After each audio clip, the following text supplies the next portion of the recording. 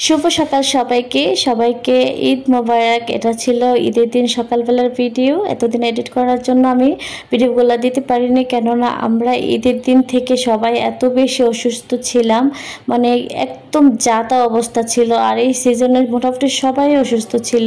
তো ঈদের দিন হচ্ছে এটার আমি ভিডিও করেছিলাম একটু একটু করে এই অসুস্থতার মধ্যে। তো এখানে আমাদের কোরবানি দেওয়া শেষ হয়ে গিয়েছে।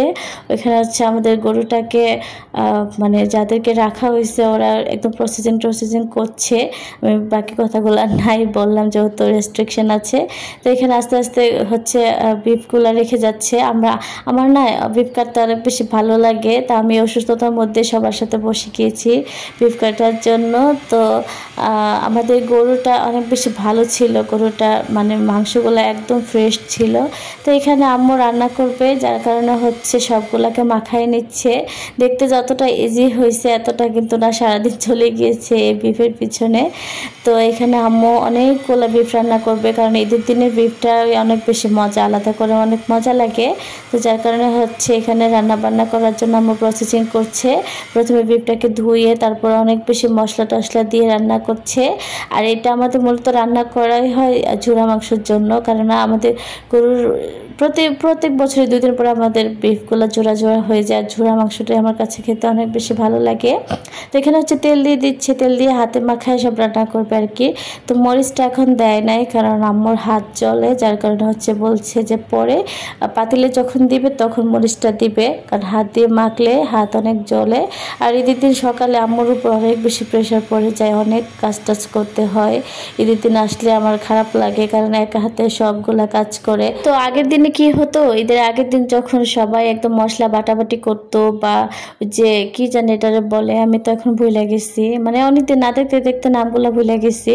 তো সব মশলা যখন রেডি করতো, পুরো বাড়িতে একদম মশলার ঘ্রাণে মোমো করতো, তখনই বোঝা যেত যে পরের দিন ঈদ। একটা আলাদা আলাদা ফিল ছিল, এখন আর সেই ফিলগুলো হয় না। ঈদের দিন চলে যায়, বুঝতেই পারি না যে আজকে ঈদ ছিল, মানে এমন দিন যায়। আসলে কি দিনগুলো চেঞ্জ হয়ে গিয়েছে, নাকি আমরাই চেঞ্জ হয়ে গিয়েছে আসলে বুঝতে পারি না, নাকি আমরা বড় হয়ে গিয়েছি। কারণ ছোট সময় আনন্দটাই থাকে একরকম, বড় হইলে থাকে আরেক রকম। তো মাংসগুলোকে ভালো করে মেখে টেকে এখন হচ্ছে মাটির চুলায় বসায় দিবে। গ্রামে আসলে মাটির চুলার রান্না খেয়ে খেয়ে একদম ওজন এত বাড়ে, ভাবি যে বাসায় গিয়ে অনেক ডায়েট ফাইট করবো, আসলে পরে কিচ্ছুই করা হয় নাই। তো যার কারণে হচ্ছে এখানে কলিজা রান্না করা হয়েছে। আমাদের সবসময় বাসায় আগে কলিজাটা রান্না করা হয়, কারণ কলিজা আর হচ্ছে পোলাও দিয়ে আমরা সবাই প্রথমে খেয়ে নিই, তারপরে হচ্ছে রাতের বেলা ওই বিফটা থাকে। তো এটা আমি জানি অনেক অঞ্চলের এই রীতিনীতি। আমরা যখন আগে কোরবানি দিত তখন হচ্ছে কার আগে কে কলিজা রান্না করে খাবে, আমার একটা প্রতিযোগিতা লেগে যেত, যে আগে রান্না করতে পারছে সে এসে অনেক সবাই ঘুরে ঘুরে প্রাউডলি বলতো যে আজকে আমাদের কলিজা আগে রান্না হয়েছে, আমরা আগে সবার আগে খাইছি, এরকম একটা আনন্দ হতো। যাই হোক, তোমরা সবাই অনেক ভালো থেকো, সুস্থ থেকো। ছোট্ট একটা ব্লগ তোমাদের মাঝে আজকে শেয়ার করলাম, কারণ এবার গ্রামে তেমন ভিডিও করতে পারিনি অসুস্থতার জন্য। তো আল্লাহ হাফিজ সবাইকে।